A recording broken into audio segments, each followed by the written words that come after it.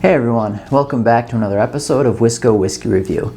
My name is Jeff, and today we're going to take a look at the question that sounds kind of stupid when you ask it yourself, but is one of those questions that beginner whiskey drinkers ask themselves. I know I did when I was just starting out, and that is, what is the best way to drink whiskey?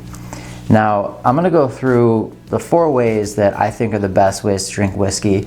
To start out with, kind of as a disclaimer, it's going to be whatever way you want to drink whiskey, and that can change given your setting, given the type of whiskey you're drinking, whether it's hot or cold out. There's a million different factors that can affect the way that you want to drink your whiskey. And whatever way you want to drink your whiskey, I think that's the best way to go with. It kind of echoes what the Whiskey Tribe guys say, which if you follow their channel, you know their slogan. But so the best way is whatever way you want to.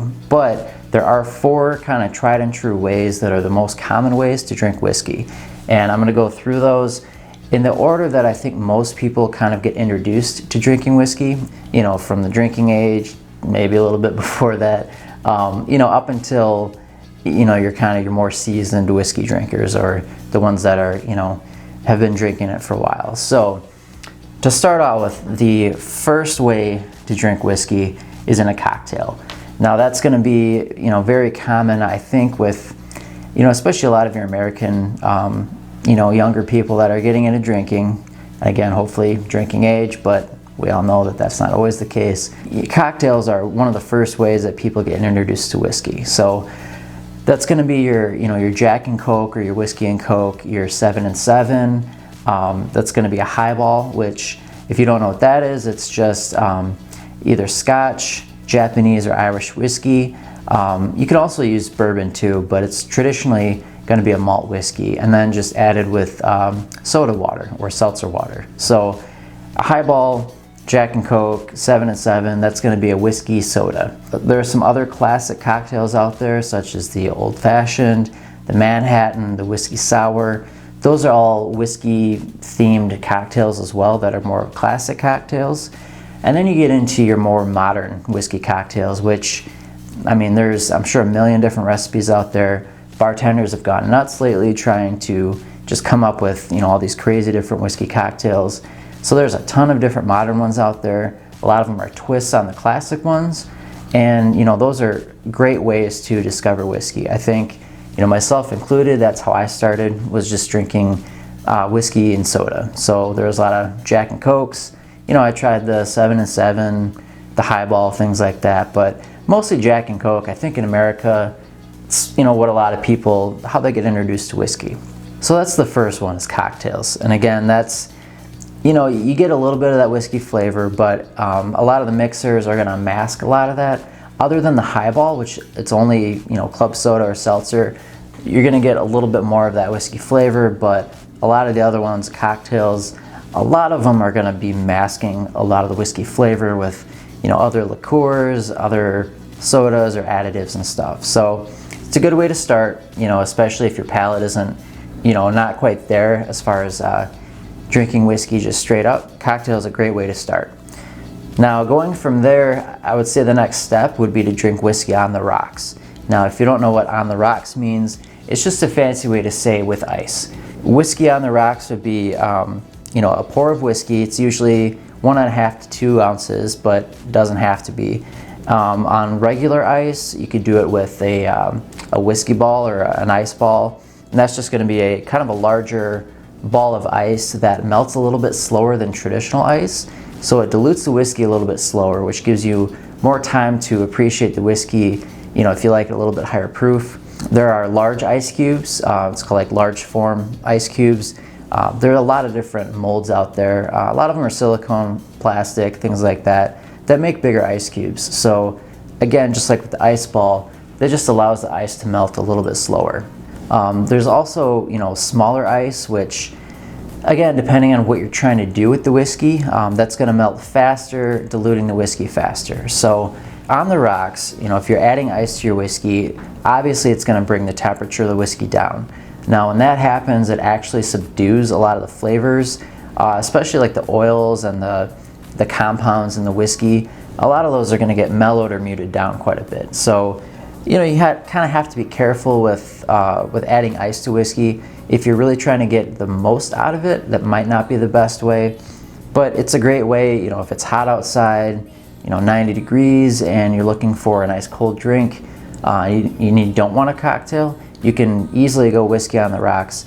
Again, because of the dilution, I think it's better to start with a little bit higher proof whiskey.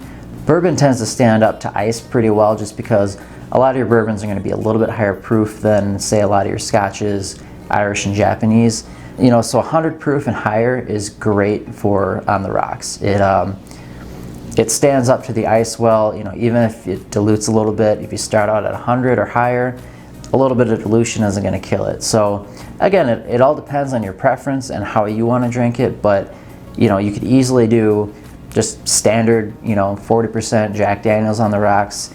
That's going to be fine too. It depends on what you're looking for. So the next step after drinking whiskey on the rocks would be neat. Now, if you don't know what neat means, it just means plain without anything added, and also usually room temperature.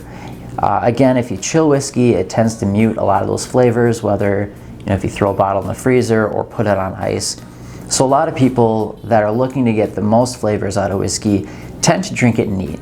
And again, you don't have to drink it neat. If you don't want to, that's just another option. I've been drinking whiskey neat now for a few years. Like I said, I started with cocktails, back in the day, kind of progressed to on the rocks on occasion, and then went into neat. And this is probably the one that takes the longest to get used to, just because, there isn't any of that dilution, there's no mixing.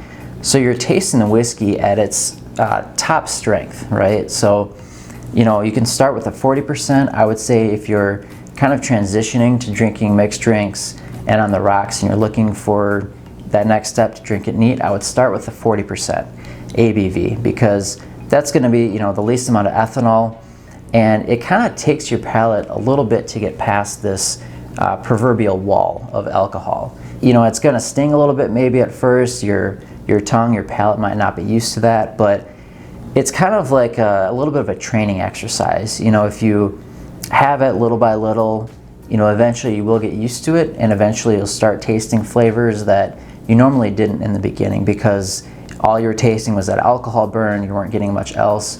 So after a while, your palate acclimates to that a little bit, and you'll generally start tasting a lot more things. So to kind of go into, I guess, like the glassware, we'll backtrack a little bit. Going back to cocktails, most cocktails you see would be in these tumblers or rocks glasses.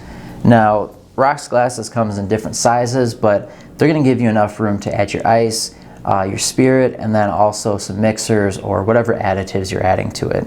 And it's going to give you enough volume there so you can add all those things and it won't be overflowing. If you're drinking on the rocks, there's a reason these are called rocks glasses. It's so you can add ice in there and also have enough room to add your spirit and let it dilute a little bit if you want to. So these are going to be rocks glasses here.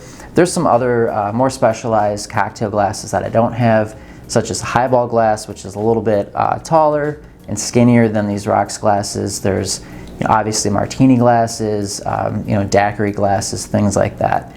So those are going to be more your specialized ones. But as far as whiskey goes, a lot of times you're either going to see it in a rocks glass of some kind or in this Glencairn. Now this is a glass that was developed in Scotland specifically for whiskey tasting. So any tulip-shaped vessel or glass is going to give you kind of, in my opinion, the best experience for nosing and tasting whiskey. I guess to get into the kind of design of this glass, you're looking for something tulip-shaped to kind of hold the liquid in this kind of bulbous area here, or this rounded shape. That's going to hold the liquid, and then the vapors or the scents are going to be kind of funneled up through this thinner end piece here, the thinner rim. Now that's going to allow a lot more of the nose, the scents to come up. It's going to dissipate a lot of the alcohol. It kind of traps the alcohol in this chamber here and lets more of the actual scents out through the top. So again, there's really no wrong way to do it. You can drink whiskey neat in any kind of glass vessel you want. You could drink it out of a sippy cup for all I care, and it's not wrong. I wouldn't advise it, but you can if you want to. But this is generally kind of viewed as the whiskey glass if you're drinking neat. So again, these are more for, on the rocks and in cocktails. If you're drinking neat, I would stick with either a smaller rocks glass, just for something casual, or if you're just drinking it just to drink it, you're not really trying to explore the flavor too much, rocks glass is fine. A lot of people do that. If you're drinking it neat, want to explore more of those flavors, get more out of the nose, I would definitely suggest either a Glencairn or any tulip-shaped glass. So that could be a wine glass, it could be a snifter or a brandy glass. A lot of those are shaped similarly to this, so that you can get that that good nose coming off, and it kind of mutes the ethanol a little bit. And also there's a good way to measure too with the Glencairn. If you pour to right at about the halfway mark of the kind of the bulb area, or the thicker part here on the bottom, that's going to be about 1.5 ounces or so. And then you can kind of gauge it, based on that. That's kind of the third way, is drinking it neat. So again, we've got cocktails, on the rocks, and neat. So the fourth way we'll look at is neat with water. Now, again, to me, if you ask me, it's still drinking it neat. It's just kind of a little bit of a thing you can do to bring out some of the flavors. I'll get into that here. So what you'll do is you'll just have a neat pour, so just the whiskey, and especially with whiskeys that are a little bit more oily, or that are non-chill filtered and have more of those oils and compounds in them, if you add a few drops of water, what that actually does is bring those oils to the top, because oil rises with water, it separates. You might probably won't see anything necessarily. Once in a while, if it's a really peaty or really oily whiskey, you might see some of that oil actually physically rise to the top. You might not, but in a lot of whiskeys that actually can bring out more of the flavor, which sounds counterintuitive. If you're adding water to whiskey, you would expect it to dilute down, lose some flavor, but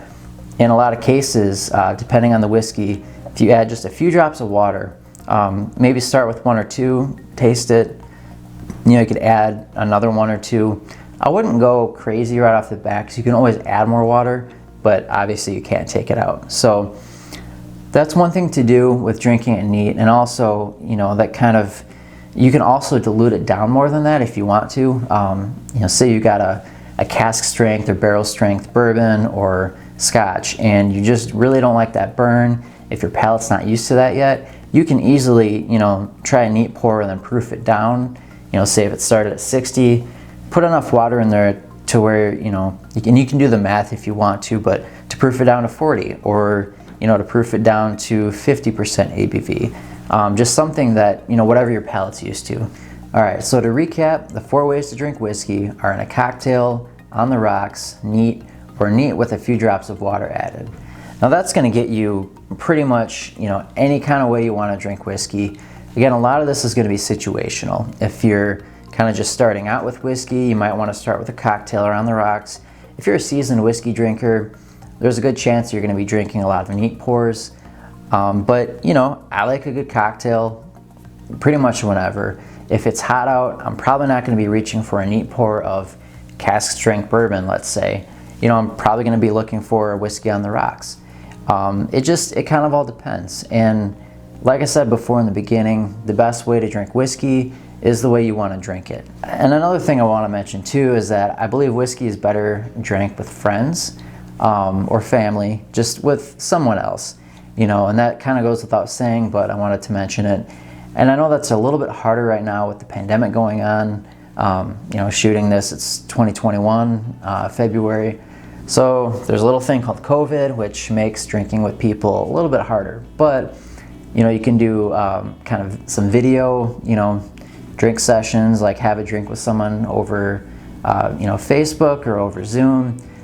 There's ways to kind of get around it, but there's just something about having a drink with someone, in person that it's got a little bit of magic to it, whether, again, it's a loved one, a friend, family member, your dog, whatever. It's nice to be drinking with someone and conversing with them. So that's another thing I'll say is, drinking with someone is also the best way to drink it, but do it safely if you can right now. Again, thanks for watching, guys. I hope you learned something. If you're asking yourself what the best way to drink whiskey is, if you're just getting into it, if you kind of already knew all this stuff, hopefully it was a good refresher. You know, this isn't science by any means, but I just thought it would be a good question to answer for the newbies out there, or just the people wondering. So thanks for watching. I'll be coming out with another review here hopefully really soon. And I'll link my Instagram and my Patreon down below. I probably should have had some whiskey in this, but hold on one second. There we go, that's better. So thanks again for watching. Again, like, comment, subscribe, all that good stuff. I'll be putting out a lot more content this year, so I'm excited for it, and I hope you guys are too. Keep on sipping.